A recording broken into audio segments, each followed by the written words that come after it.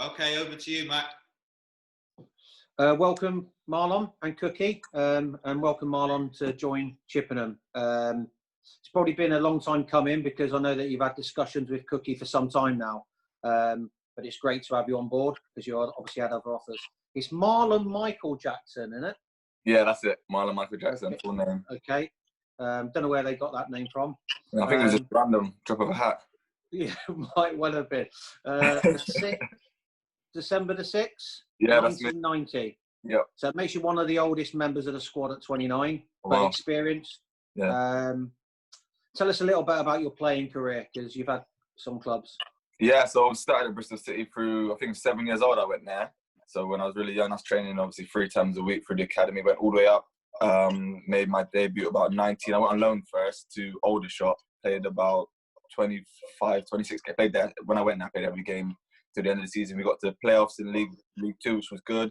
Then went back to Bristol City, made about 5 appearances that year in the Championship. Then leaving there, went to Hereford in League 2, and then played quite a few league teams. And then previously, I've just been at Western, then Gloucester, and now over to Chippenham, all in Conference South, Conference North, luckily. Yeah, I mean, I know I've spoke to you previously and worked with you before, and I know I spoke to Cookie about it. I think this day and age, we're not getting many street footballers, and where you're based in Bristol, there's been a phenomenal amount of players that have come out of that area, like really good footballers. Why do you think it's kind of changed? Do you think it's academy, or do you think it's just people don't go out anymore? I think maybe it's the academy. Everyone just goes straight into the academy, so you get kind of told what to do more rather than just learning it yourself and learning your own skills and learning off your mates. Really, is more just quite structured now. The football is. I think maybe that might be a reason why. And for you, Cookie, obviously, because I know obviously your job's coaching. I think I probably learned a lot of my skills and my footballing ability by playing lads 15 years older than me, younger than me, just going down there, there'd be 30 of us. And if you weren't any good, you weren't touching the football. What's your thoughts on that? Yeah, well, I just don't think it's any coincidence that you've got a lot of good footballers coming out of Bristol, because, over my travels and my job over the last sort of 15 years, there is an unbelievable talent pool in Bristol, and not just the main 2 professional football clubs there with Rovers and City. There's unbelievable work being done by lots of the grassroots club, and we've seen the inner city club of Bristol. They've developed loads of players, so I think there's an informal structure there with the inner city boys, and there's a want and a hunger for them to try and get into those academy slots. And I just think with a lot of the academy boys that have been there maybe since they've been 8, 9 and 10, a lot of them, by the time they get to sort of 12, 13, 14, there's a definite burnout. And then this is where the gaps are filled by these inner city boys that have come in that have maybe not had the coaching, which I believe to be a good thing at times, because I think there's a lot of over coaching and telling kids what to do. And there's some great learning tools out there for yourself to be learning for yourself and taking a bit of ownership yourself.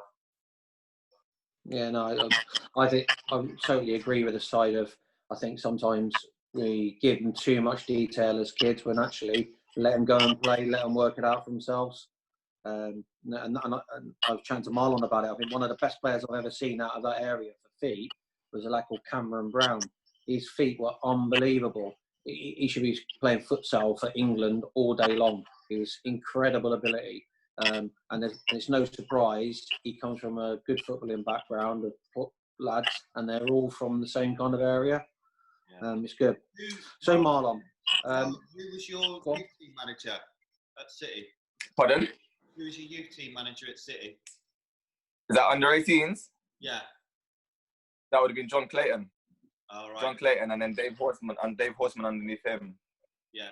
So you've had a great upbringing then with people like that around you, because their knowledge and their experience and what they've done for that club as well, not only in that club but obviously what they've done previously has been unbelievable. So you've had you've had a very good grounding. That was good. It was good. So Marlon, some of the fans at your last club weren't pleased that you left. Why do you think they were unhappy to see you go? I've always had a good relationship. Well, most teams I go to, I always have a good relationship with the fans. I think they just like they like the way I play. I give my everything for the team. I'm strong, powerful. Obviously, I score goals, things like that. It's the things that the fans want, and they've seen. Even when results wasn't going their way, I was still giving it my all. And obviously, when we were playing well at the start of the season, I was a major part of that. So I guess they're just sad to see something like that leave the team.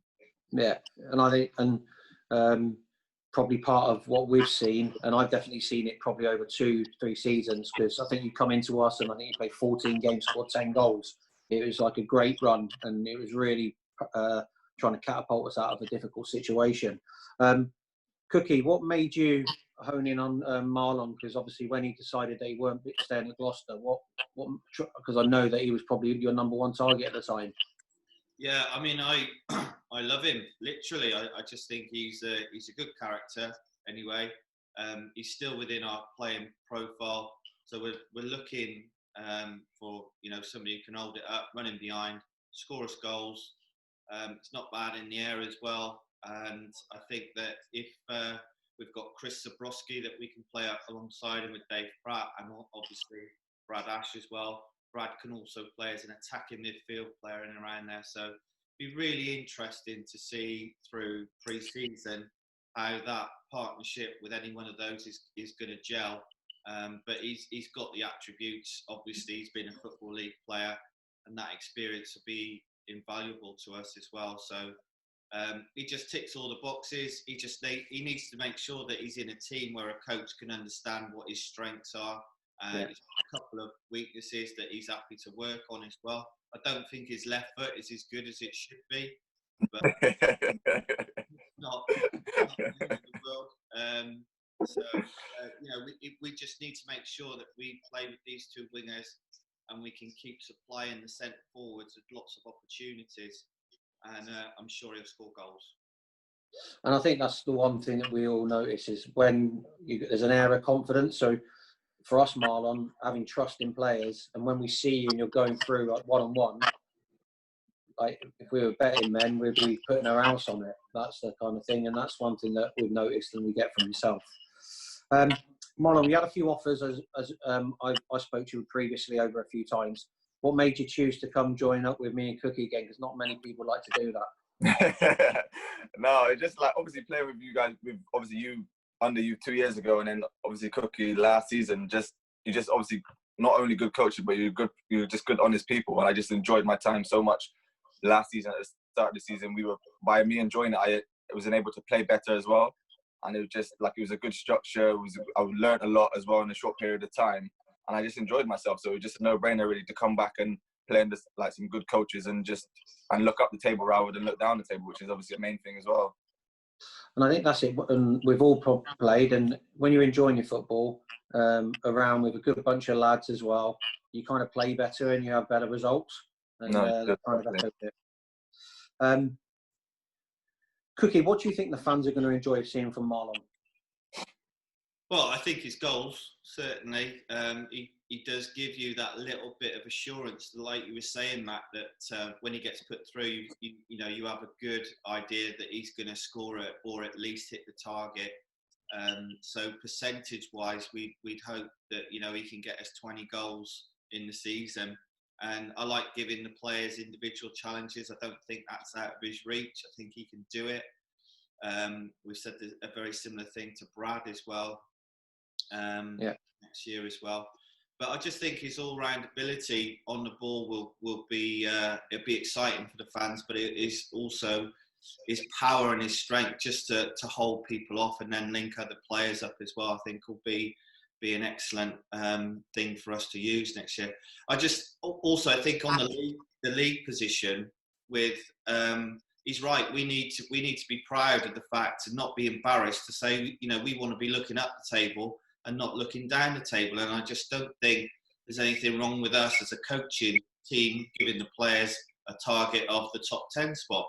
If we could get in that top 10, that will be an unbelievable achievement. But I think it's a realistic one as well. And if we don't quite get the 10th spot and we get 12th or 13th, then you know, great. I just don't think we should be going into the season saying, you know, we need to watch ourselves getting relegated, make sure we finish, you know, 19th or whatever it is. I mean, that's just a nonsense. Once you start putting, you know, targets like that in front of you, where you're just going to be outside the relegation spot all year, I just disagree with it. Let's go for it. Let's be big. Yeah, brave. I agree with you. You know, Realistic goals. That's what people want to see. And I know we discussed it, and I think Marlon, what I think young kids could really do if they've got an opportunity to come and watch you play. We're lucky enough to watch it. Some of your movement is pretty key. So you come to the ball to go away, and I can honestly say there's centre forwards that come and play with their back to goal. There's centre forwards that like to run in behind, but you could do a mixture of all. And not because you're here, I think you could probably still play League Two football without a doubt. And it's a big surprise to me when I watch a lot of League Two football and friends that are managers at League Two that I go and watch, and I think their centre forwards haven't got the attributes that you've got, and it baffles me at times. So we're lucky I think we're fortunate to have you, and if we can get those good run of games into you, I think it's going to be a good thing for Chippenham Town. Oh, I appreciate that. Marlon, I know you know quite a few of the lads anyway. How have your discussions gone with them, and what have they said and told you about the club, or have you told them about yourself? Well, to be honest, like Cookie and you got yourself took over, I told them about you, to be honest. So it's a bit the other way around, because obviously I seem to know you guys better than they know you. So I knew exactly what I was coming in for, and I told them how good you were going to be, and it just showed in the league table where you went from all the way down the bottom to halfway up the table in a short period of time, which is what I expected would happen anyway when you guys took over. Because obviously they was a bit disappointed with the other staff that left, but it was obviously the right decision, because look where you ended up at the end. So there's a bit of discussion like that. They was obviously happy that me coming in, because the people that I know obviously know what I can add to the team. So they was all happy that I was coming in, and obviously I'm happy to play with some players that I know, and they're already good players. So it just all come together nicely, really. Yeah, they're a good bunch. They really are a good bunch, and we've added to that, because that's part of Cookie's profiling, is the mixture of players that come in.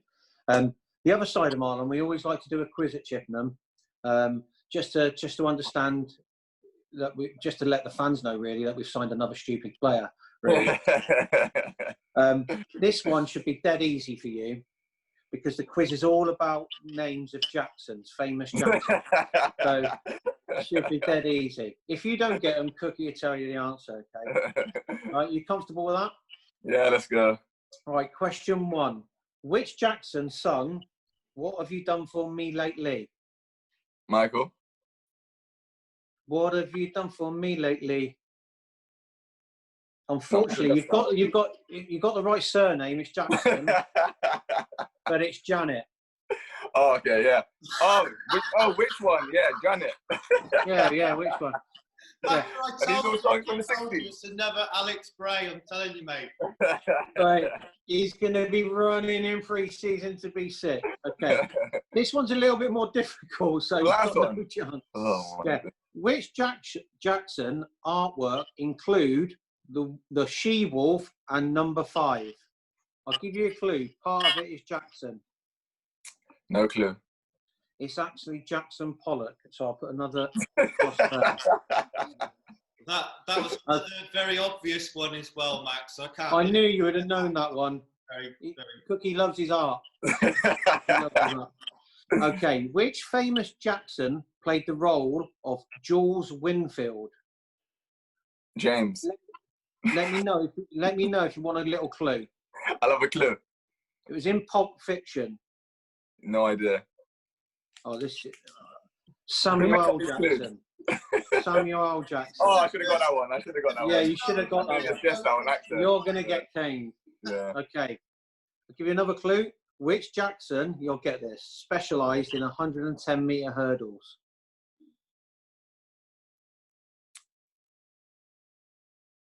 Is it Colin Jackson? Correct. Okay, here's your middle name coming out now. Which of Michael Jackson's first solo number 1, what was his first solo number 1 in 1972? Thriller? No. I thought you might get this one. It was Ben. Really, I'm not going to sing it because my voice is horrendous. Right. 6. In NFL, who does Lamar Jackson play for?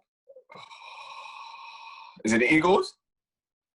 Close. Ravens. Oh, yeah. I'm using the NFL one as well. Okay. Now, I got told to put this in by the missus. It's a terrible question. Right? You can cane her when you see her. Who was the actor best known for playing P.C. Whitaker in Dawson's Creek? Whoever watches Dawson's Creek. Oh, Jackson. Yeah, it's Jackson. What's his first name? James. Close, Joshua. It's a terrible question, I told you.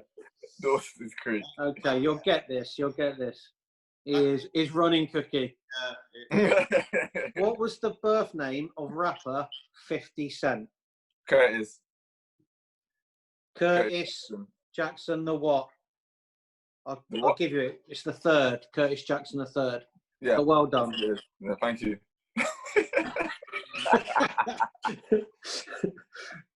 Okay. Who was the director of the Lord of the Rings trilogy?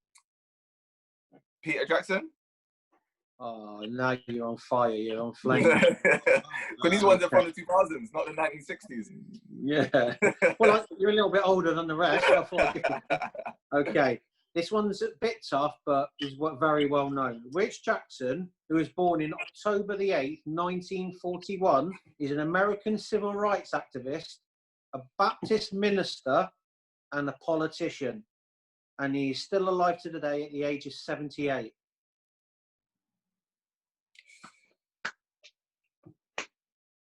Not sure. It's Jesse Jackson. Okay, and I would have gave you a bonus one, and it was going to be who sung "I'm Sorry, Miss Jackson," but I've left that one out.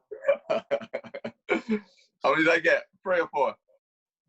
Thank God for Colin Jackson and Peter Jackson. Oh, 50-50.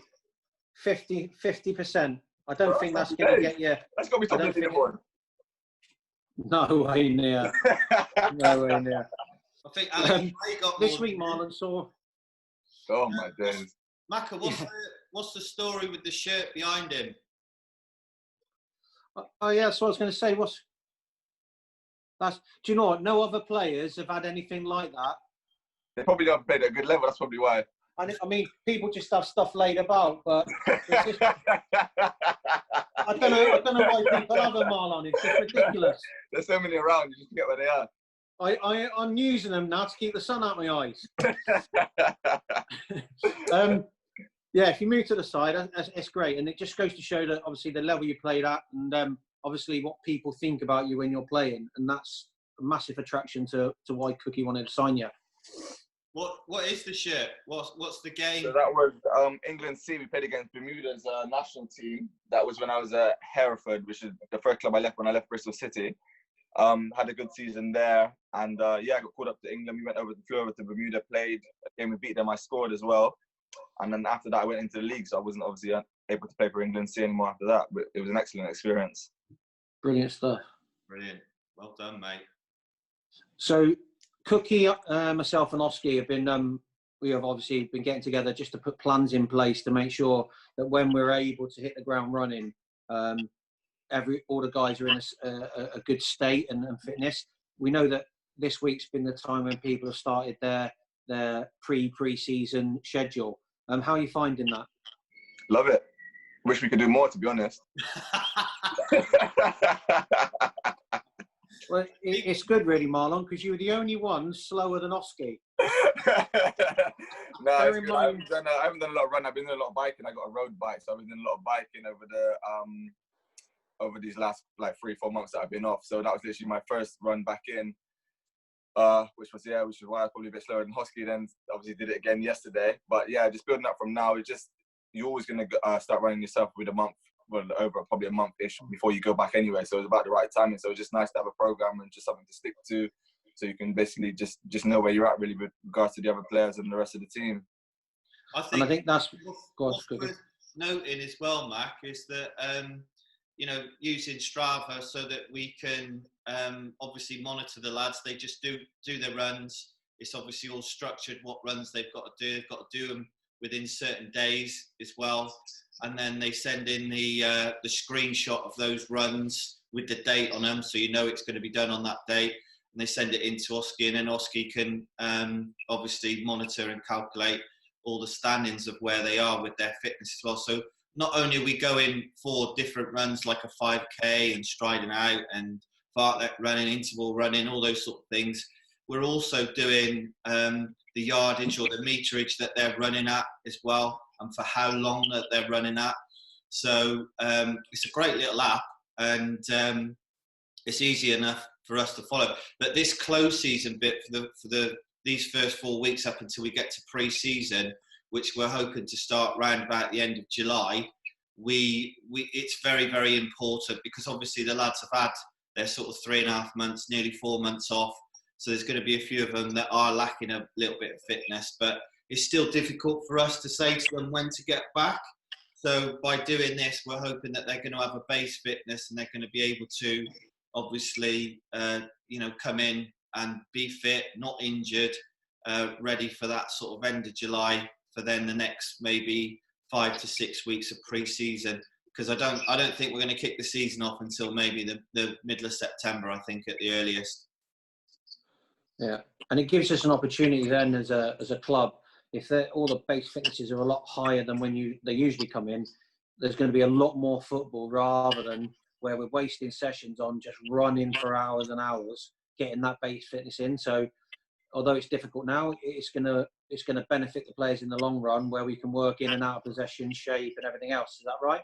Yeah, it is really, and also it's for us to look at the trialists, because we've got about 8 or 9 trialists coming in, and we've only got, you know, 1 or 2 places for those trialists to fill. So if the trialists aren't even up to scratch, as in with their fitness, then they're not even going to be invited into pre-season, which they've had that explained to them. What I would say is that the trialists, because they're hungry and they want to make sure that they potentially get a contract, they've all been really good so far on their results. So it's been pleasing to see the recommendations that we've had from a couple of scouts and other people and agents, that they have actually, you know, they've come in at a good phase of their fitness plan. Yeah, and I think the great thing about the board and everything else is how they supported bringing in players in this uncertain time, where I speak to other clubs, and they're nowhere near sorting their squad out, which could be to the detriment that there's some that are there, but there's others that are nowhere near it, are they? Yeah, no, that's right. I think it swings and roundabouts though as well, because I think you're going to get lads that have signed early, which I think they've been prudent to do that, because there's obviously money in the pot to get or negotiate their contract that they want. The longer that you leave it, I think you're going to find a lot of the pro clubs are going to cut down on their staff.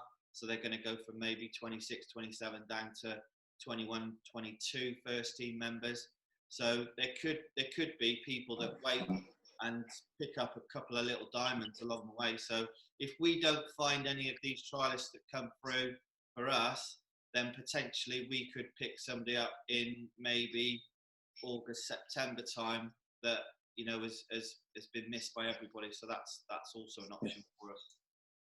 And Marlon, lastly for you, I know you worked really hard yesterday because your stats and stuff. What's your plans for the rest of Sunday? So I got gym in a minute, normally 10 o'clock. So I think you guys, I'll be all right on time. Gym in a minute, then just go for a walk with the family, go with the little one, get him outside. Otherwise, he goes crazy. We're in the house all day. Yeah. And with the missus, do that, and then just probably watch the footy the rest of the day. Perfect.